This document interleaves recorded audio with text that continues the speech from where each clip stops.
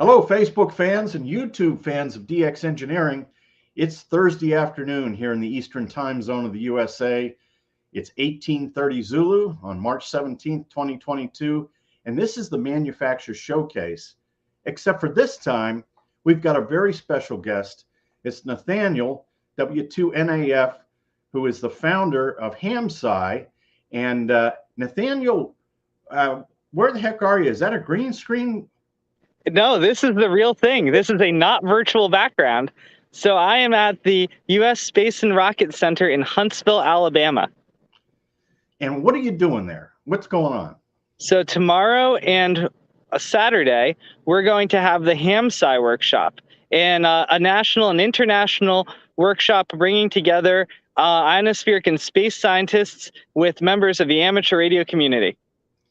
And so how did you come up with this concept of HAMSCI? How did this start?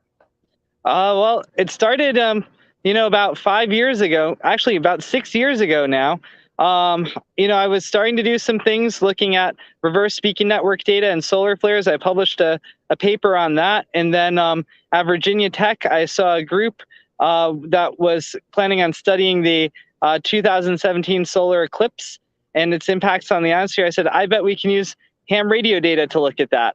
And so we put together the Solar Eclipse QSO party and the HAMSCI website, and we're still here.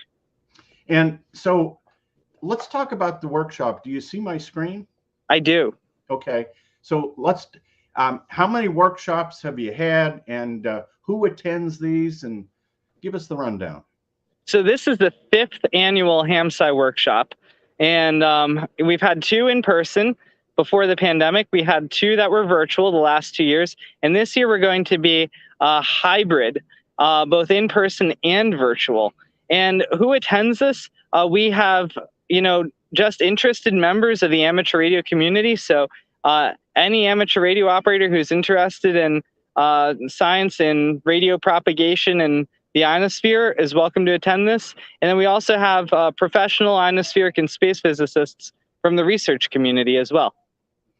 So this is really top level stuff. I mean, if I go here and take a look at the workshop agenda, I mean, talk a little bit about that, Nathaniel.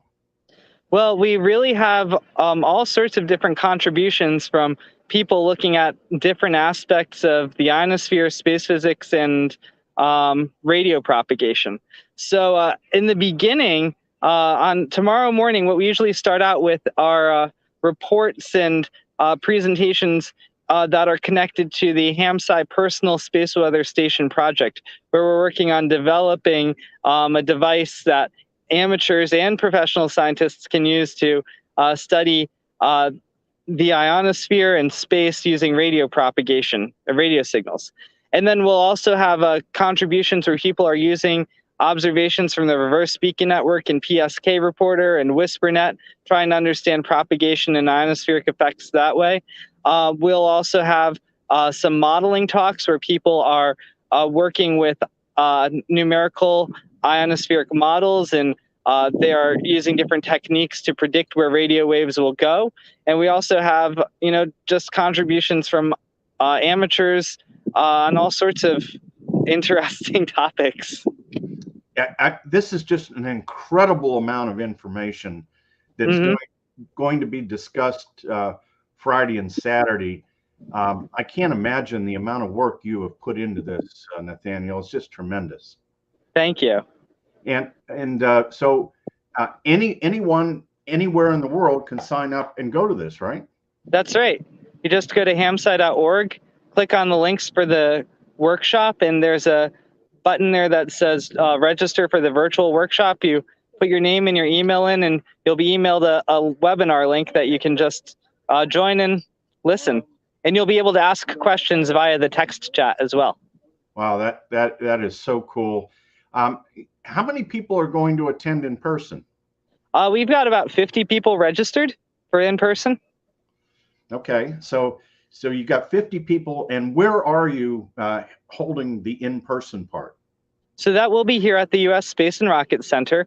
So maybe a quarter of a mile in one direction from here, there's a building called the Educators Training Facility, which is part of the Space and Rocket Center and used to be owned by NASA. And we'll be having the meeting there. And so it's all day Friday and all day Saturday, right? Mm-hmm. That's right. And are there some events at hotels afterwards in the evening, or how does that work? Yeah. So Friday night we have a banquet, and we have a keynote speaker. He'll be joining us virtually from Toronto. He's a professor up at the University of Toronto, and he wrote a book called Probing the Sky with Radio Waves, which is it's a history book. He's a historian, and it talks about the discovery of ionospheric propagation and ionospheric physics. And there's actually a huge role that amateur radio plays in that. And he details all of that in his book. So he'll be our keynote speaker at the banquet. And then, of course, there'll be a happy hour and all that sort of stuff. Right, right. So where have the workshops been in person before? Where have you held these? So the very first one was held at the New Jersey Institute of Technology in Newark, New Jersey. And that was actually sponsored and funded by NJIT and the Center for Solar Terrestrial Research there. And then the second one was right in your backyard, Tim. And you got to go to that in person. That was at Case Western Reserve University and the Case Amateur Radio Club, WAEDU. They were the ones that hosted that one. And then we had the two virtual ones. Yeah, the one at Case was so good. I mean, the quality, the venue was great.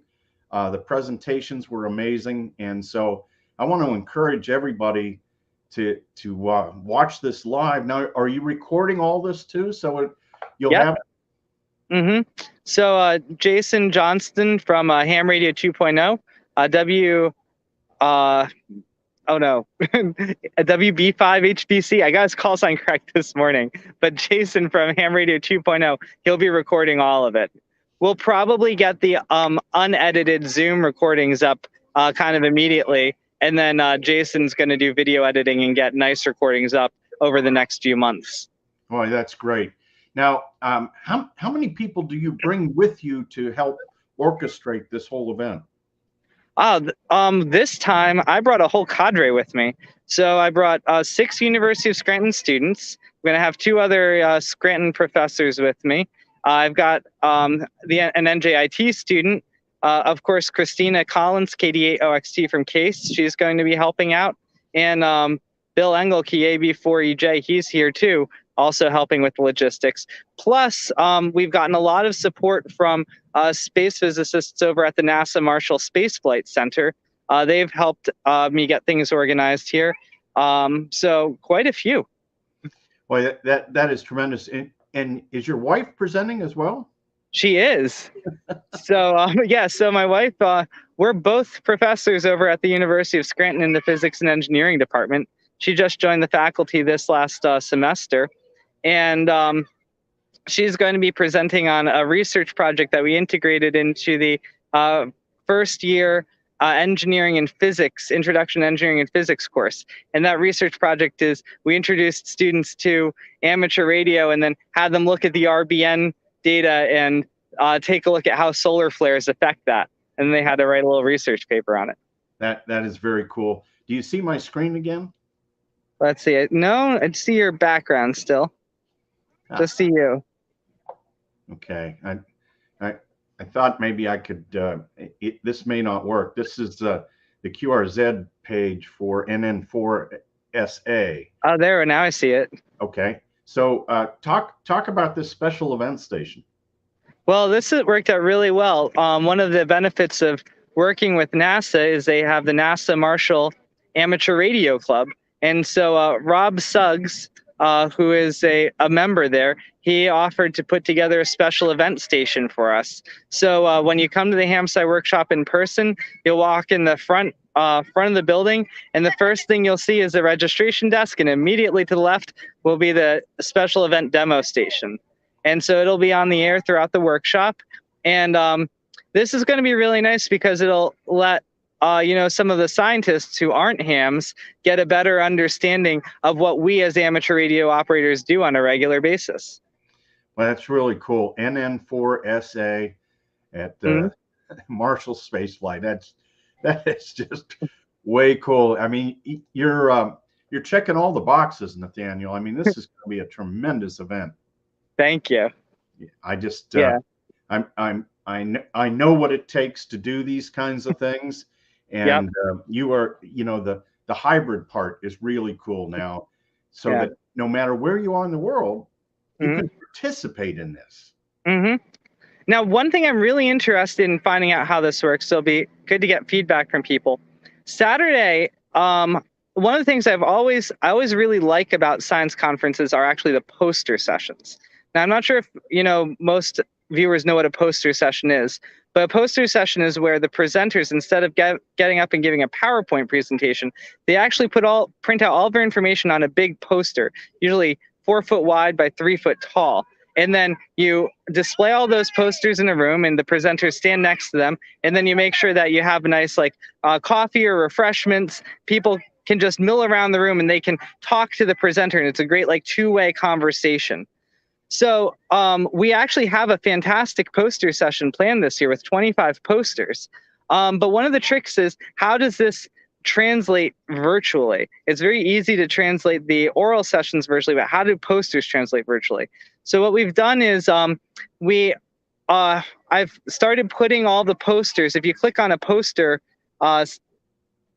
link on the agenda page, you'll get a picture of the poster and a PDF of it, so you can actually read what the poster is virtually. And then on Saturday morning at 11 a.m. local time, we'll have what's called a poster walk, where we will have a PowerPoint presentation, and every poster presenter, both in person or virtual, they'll get to say 2 minutes about what they're talking about. And then for the in-person people, we'll go have lunch, and then afterward we'll have a real in-person poster session. But for the virtual people, we'll have a Zoom link set up where they can interact and chat over the Zoom link for about an hour or so after the poster walk. So, yeah.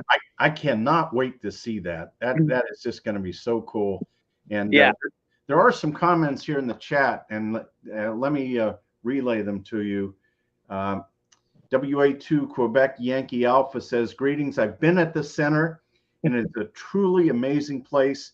If you're in the area, don't miss it. And let's see here. There are some questions too, I believe. Dino KL0S, he's one of our bloggers on allbands.com. On allbands.com. Are there any HAMSCI program opportunities for younger hams in lower grade STEM programs to become involved? That is a great question. And over the past few months, that has kept coming up. And I honestly think that's something we really need to work on developing. We don't have a lot for younger people right now, but so maybe this is a call. We would be interested, if someone wants to kind of champion this, we'd be interested in having someone to help us develop these things. One thing I can say, last year we were able to, when the HAMSCI workshop went virtual, we were able to take some of the funds we saved, and we actually had a Radio Blaster physics camp for high school students in person at the University of Scranton last summer. And we're looking at ways of possibly expanding that in the future. So we're planning that, and that'll give high school students a chance to do this in person, say in Scranton. But as I said, that's in progress, and I'm certainly open to trying to figure out better ways to incorporate younger people. Well, Nathaniel, I know you're busy. You got a lot going on. I really appreciate you coming on. I hope everybody signs up and goes to the virtual event that is the hybrid. And thank you for all the work that you're doing between the scientific community and the best hobby in the world, amateur radio. So thank you, Nathaniel. Thank you, Tim. I really appreciate it. Okay, and we'll see you soon down at Hamvention. Until then, 73 and good luck. 73, Tim, and everyone. Okay, 73 from DX Engineering. We'll see you tomorrow. It's the Bouvet guys tomorrow. See you tomorrow afternoon.